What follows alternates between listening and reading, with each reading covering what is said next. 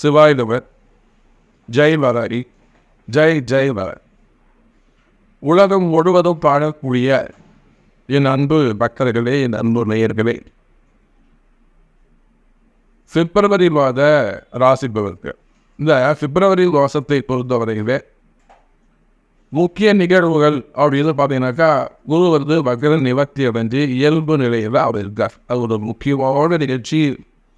நவகிரகங்களில் சுபத்துவம் பெற்ற கிரகம், ரொம்ப முக்கியமான ஒரு கிரகம். அனுகிரகம் செய்யக்கூடிய, அல்லது ராத்திரி 12 மணிக்கு ஆனாலும் சரிதான், கஷ்டம் 3 மணிக்கு ஆனாலும் சரிதான், எந்த நேரத்திலும் எந்த காலத்திலும் திருவருளை மட்டுமே தரக்கூடிய அந்த குரு பகவான் நல்ல முறையில் இயல்பு நிலைக்கு திரும்பி இருக்கிறார். இது ஒரு ஃபஸ்ட்டு நல்ல விஷயம்.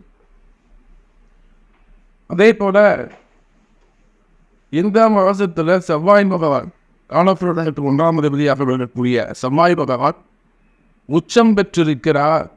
மகரத்தில் அமைந்து செவ்வாய் பகவான் உச்சம் பெற்றிருக்கிறார். இதுவும் ஒரு சிறப்பான விஷயம். பொதுவாகவே மேஷராசி, ரிஷப ராசி ரொம்ப சிறப்பான விஷயம். அதே போல் யாருடைய ஜாதகத்தினெல்லாம் இந்த செவ்வாய் பகவான் உச்சமாக இருக்காரோ அவங்களுக்கெல்லாம் ரொம்ப யோகமான சமயமாக இது அமையும். ஒருத்தருடைய ஜாதகத்தில் செவ்வாய் உச்சமாக இருக்காரு. அப்போ இது இந்த 45 வருடத்தில் வரக்கூடிய ஒரு 1.5 மாதம் உங்களுக்கு ரொம்ப பொற்காலமாக அமையும். அதே போல் யாருடைய ஜாதகத்தெல்லாம் செவ்வாய் நீச்சமாக இருக்காங்களோ அவங்க எல்லாருக்குமே கூட ஒரு 50% நன்மை நடைபெறும். ஸோ செவ்வாய் வந்து உச்சம் பெற்றிருக்கிறார்.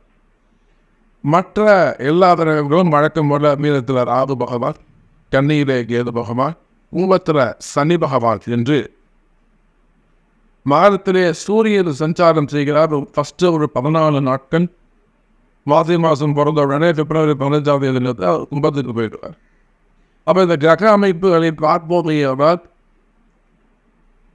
குரு சனி தொடர்பு, சனி பகவான் 3வது பார்வையாக குருவோடு தொடர்பை ஏற்படுத்தி கொள்ள, அதே போல செவ்வாய் பகவானும் குருவோடு சந்திக்கிறார். ஏன்னா மகரத்தில் செவ்வாய் இருந்தால் செவ்வாய்க்கு 4வது பார்வை குருவுடைய பார்வை கிடைக்கும். அப்போ இந்த கிரகங்களை அடிப்படையாக கொண்டு நாம் இந்த பிப்ரவரி மாதத்துக்கான பலன்களை காண்போம். அன்பார்ந்த ரிஷபராசி அன்பர்களே, ரிஷபராசி என்பவர்களே, இந்த பிப்ரவரி மாதம் உங்களுக்கு ரொம்ப ஒரு முக்கியமான மாதமாக அமைகிறது. ரொம்ப முக்கியமான ஒரு மாதம். காரணம் என்னன்னு கேட்டீங்கன்னா, உங்களுடைய 12ஆம் அதிபதி 7-12 கூடிய செவ்வாய் பகவான், அதில் பொறுப்பாக முழு அசுபராக ரிஷப லக்னமானாலும் சரிதான், ரிஷப ராசியானாலும் சரிதான்,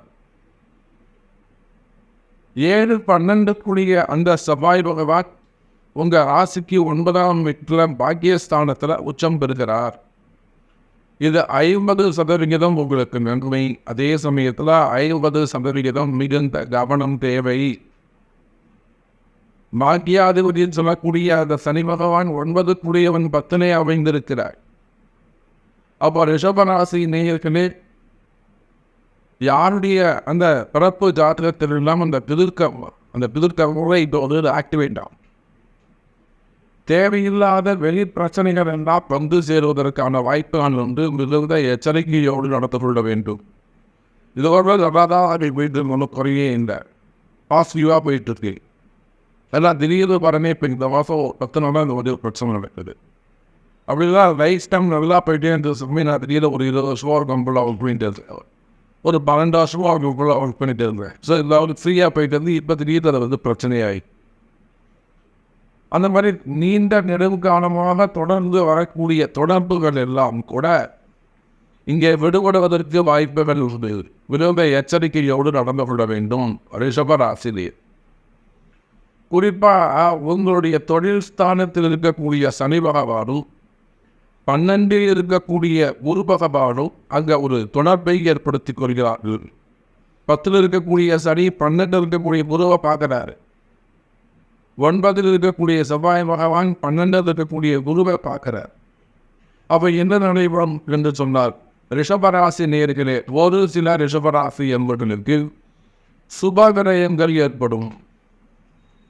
சுபத்துவமான விரயங்கள் ஏற்படும். ஒரு வீடு கொடுத்தவங்க போகிறது, வீடு கட்டாபிரவேசம் பண்ணுறது, அதனால புதுசாக ஒரு வீடு வாங்குறது. ரொம்ப நாள் நீண்ட நாள் கனவு சாமி எனக்கு வீடு வாங்கணும்னு சொல்லிட்டு, அப்போ என்னால் வீடு வாங்க முடியுமா ட்ரை பண்ணிகிட்டே இருங்க, எனக்கு சரியாக வீடு அமையல. அப்போ அந்த மாதிரி வீடு அமையும். அது ஃப்ளாட்ஸாக இருக்கலாம், அல்லது இண்டிவிஜுவல் ஹவுஸாக இருக்கலாம், அல்லது எம்டி லேண்டாக இருக்கலாம். வீடு நானே கட்டுறதாகவே இருக்கு, எனக்கு வாங்கி வீடு கட்டணும்னு எனக்கு ஆசை. அதனால் நான் வந்து வாங்கணும்னு அமையுமா தம்பி ரொம்ப நாளாக பார்த்துக்கிட்டு இருக்கேன், எனக்கு இடமே அமையல. அந்த மாதிரி உங்கள் கனவுகள் நிறைவேறக்கூடிய மாதமாகவும் இந்த மாதம் அமைகிறது ரிஷபராசி நேர். அப்போ இதெல்லாம் வந்து சுப விரயங்கள், கிரகப்பிரவேசம் பண்ணுறது, இடம் வாங்குறது, பில்டிங் கட்டுறது, அல்லது அதுக்கான வந்து ஒரு லோன் போடுறது, லோன் போட்டு அப்ளை பண்ணி அதுக்கான செலவு செய்கிறது. அது வீண் செலவு கிடையாது, சுப செலவு. அல்லது பசங்களுக்கு திருமணம் செய்வது, பசங்களை படிக்க வைக்கிறது, படிப்புக்கான செலவுகள், கல்விக்கான கட்டணங்கள், இது எல்லாமே சுப விரயமாக அமைந்துவிடும். நன்மை இன்னைக்கு நாளைக்கு வந்து நமக்கு அது சந்தோஷத்தை கொடுக்கும், மகிழ்ச்சி. அப்போ நீங்கள் எந்த இடத்துல கவனமாக இருக்க வேண்டும் என்று சொன்னால்,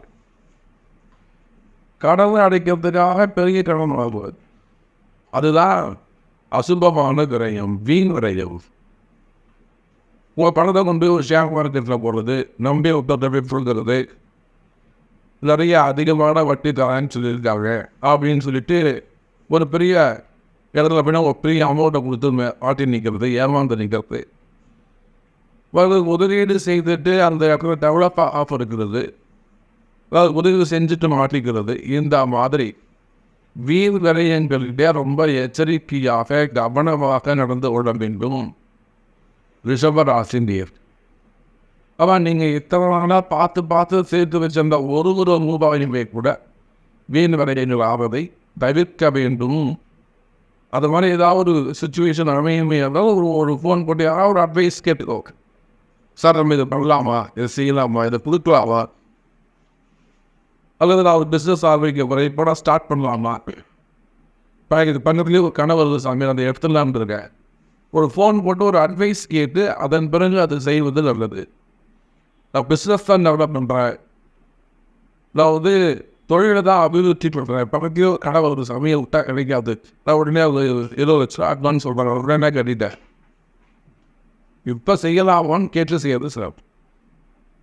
அதே போல் அது அந்த இடத்துல நான் வந்து ஒரு மிஷினரி வாங்குறேன், இல்லை வந்து இப்போ ப்ராடக்டை வாங்கி போடுறேன், இதுக்கு இப்போ இன்வெஸ்ட் பண்ணுறேன். ஸோ டெவலப்மெண்ட்டாக இருந்தாலுமே கூட இப்போ டெவலப்மெண்ட்டுக்கான காலம் வருதா, இல்லை அது டீம் வரையங்களாக அமைஞ்சிடக்கூடாது, கவனம் தேவை. அப்போ சுப விரயங்கள் தானாக நடக்கும். வீண் விரயங்களை பொறுத்தவரையிலே ரிஷபராசி நேயர்களே ரொம்ப எச்சரிக்கையாக கவனமாக நடந்து கொள்வது. இது கடன் பெறுவதற்கான காலம் ரொம்ப முக்கியமே அதுதான். ஏன்னா இது எப்போது சனி பகவான் போய் குருவை டச் பண்ணுற, குரு வந்து பறக்காது, செல்வத்துக்கு அதிபதியாக விளங்கக்கூடியவர் அந்த குரு பகவான்.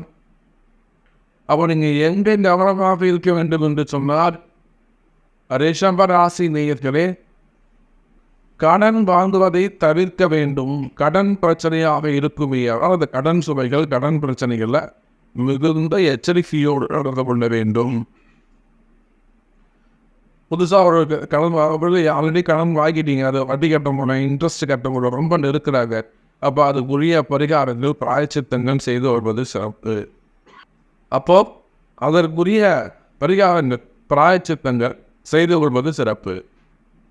ஏன்னா இந்த கடன் பிரச்சனை சாதாரணமாக நினைக்காதீங்க. அதுவும் ரிஷபராசி என்பவருடைய நிலைமை என்ன என்பது எனக்கு தெரியும். எவ்வளோ பெரிய புத்திசாலிகள் கூட ரொம்ப டேலண்டான பர்சனாக இருப்பாங்க, எல்லாரையும் மறந்துட்டு வந்துடுவாங்க. இவங்களை பார்த்தா 10 பேர் பயப்படுவாங்க, ஏன்னா இவங்க உதவி எவ்வளோ இருப்பாங்க. ஒரு பெரிய குடும்பமாக இருக்கும், ரொம்ப ரகசியமாக இருக்கும். எத்தனையோ நம்மளுடைய அன்பர்கள், என்னுடைய கிளைண்ட்ஸ் நம்ம ரிஷபராசியில் பார்க்குறோம். பெரிய பெரிய குடும்பங்கள் கூட ரொம்ப புத்திசாலியாக இருப்பாங்க, பார்க்கறதுக்கு படாடமாக இருப்பாங்க, பெரிய குடும்பமாக, ஒரு பாரம்பரியமான குடும்பமாக இருக்கும். இப்போ பெரிய தொழில் நிறுவனங்கள், கல்வி நிறுவனங்களோ அடுத்து பாரம்பரியமாக இந்த பிஸ்னஸை செஞ்சுட்டு வர ஒரு 50 வருஷமாக 70 வருஷமாக அந்த பிஸ்னஸை செஞ்சுக்கிட்டு வருவாங்க. அவரிலே கூட ரொம்ப எளிமையா ஏமாந்துருப்பாங்க. கடன் பிரச்சனை உங்களுக்கு கடன் கொடுத்து மாட்டிருப்பாங்க, வாங்கி பண்ணியிருப்பாங்க. அவங்கள்ட்ட எல்லாமே இருக்கு. என்ன ஒரு 1 கோடி ரூபாய் சொத்து இருக்கும், எனக்கு அர்ஜென்ட்டாக ஒரு 2 கோடி ரூபாய் வேணும். அப்போ இந்த மாதிரி எல்லாம் ரிஷபராசி அவர்களே உங்களுடைய கடன் சுமைகள், கடன் பிரச்சனைகள் என்ன என்பது எனக்கு தெரியும். அப்போ நீங்கள் சாதாரண நிலையில் இருந்தாலும் சரிதான், ஒரு 10,000 ரூபா சம்பளம் வாங்கக்கூடிய சூழ்நிலையில் இருந்தாலும் சரிதான், பெரிய பிஸ்னஸ் மேனாக இருந்தாலும் சரிதான், கடன் பிரச்சனைகள், கடன் விஷயங்கள் ரொம்ப எச்சரிக்கையாக இருக்க வேண்டும். அவருடைய கடன் ரொம்ப அதிகமாக இருக்கா, கவலையப்படாதீங்க. ஒரு முறை உங்கள் பிறப்பு ஜாதகத்தை கொண்டு அதுக்குரிய பரிகாரங்கள், வழிபாடுகள், ஆலய வழிபாடுகள் தெரிந்து அதை செய்கிறீர்களே ஆனால் நிச்சயம் நீங்களும் வெற்றி பெற முடியும். ரிஷபராசி நேயர்கள். அதே போல தான் வேலைவாய்ப்பு. இந்த வேலைவாய்ப்புகளை பொறுத்தவரையில் ரிஷபராசி அன்பர்களே, இது உங்களுக்கான மாதம். நிச்சயமாக ரொம்ப நாளாக வேலைக்கு போகாதவங்க கூட இந்த மாதம் வேலைக்கு போனதுக்கான வாய்ப்புகள் உண்டு. எப்படியே முன்னாள் தம்பி வேலைக்கே போக மாட்டாங்க. 20 வயசாகுது, 21 வயசாகுது, இல்லை 30 வயசாகுது, எல்லாம் வேலைக்கு போயிட்டு பண்ணிட்டு வாட்டர் காமிக்குவேன். அல்லது நடுவில் வேலை போயிடுச்சு, திரும்பவும் நிறைய ட்ரை பண்ணுறாங்க சாமி, ஆனால் வேலை கிடைக்கல. அப்போ எந்த மாதிரியான பிரச்சனைகள் இருக்குமே ஆனால் கவலை வேண்டாம்.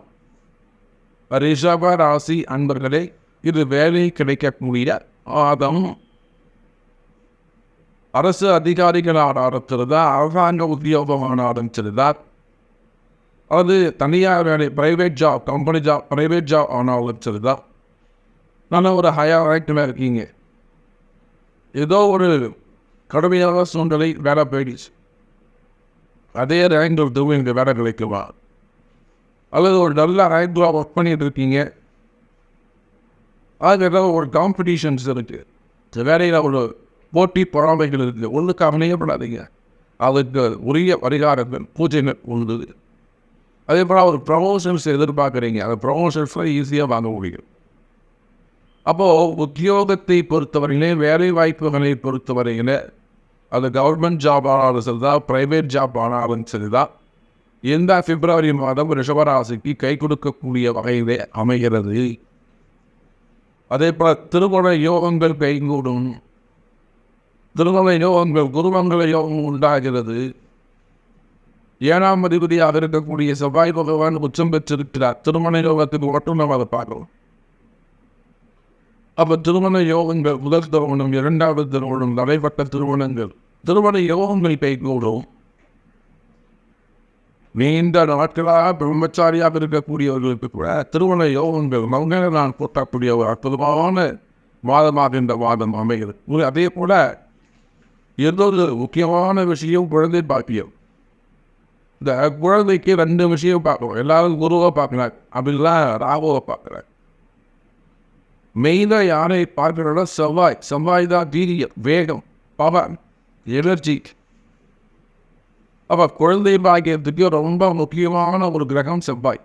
அவர் அந்த வீரியம் குறைஞ்சி போச்சுன்னா அப்புறம் எப்படி குழந்தை உருவாகும்?